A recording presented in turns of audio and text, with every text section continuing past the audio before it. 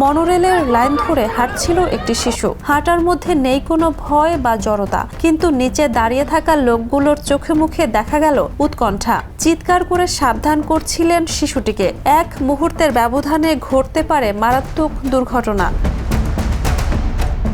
এমন দৃশ্যের দেখা মিলল সোশ্যাল মিডিয়ায় ভাইরাল হওয়া একটি ভিডিওতে দেখা যায় যুক্তরাষ্ট্রের পেনসিলভানিয়ার হার্শি শহরের একটি বিনোদন পার্কে মনোরেল ট্র্যাকে একা হাঁটছিল ওই শিশুটি। এক অজ্ঞাত পরিচয় ব্যক্তি ট্রাকে লাফিয়ে উঠে শিশুটিকে কোলে তুলে নেন এবং নিরাপদ স্থানে নিয়ে যান। চারপাশের মানুষ তখন উল্লাস ও করতালিতে ফেটে পড়ে।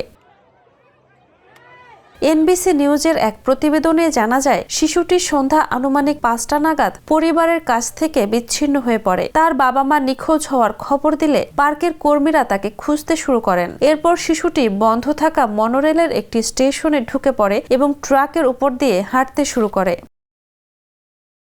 সোশ্যাল মিডিয়ায় অনেকেই দ্রুত শিশুটিকে বাঁচানোর জন্য ওই ব্যক্তির প্রশংসা করেছেন। অনেকে প্রশ্ন তুলেছেন, ওই শিশুটি কিভাবে ট্রাকে উঠল? এসব ট্র্যাক এমনভাবে সুরক্ষিত হওয়া উচিত যেন পার্কের কর্মী ছাড়া কেউ সেখানে প্রবেশ করতে না পারে।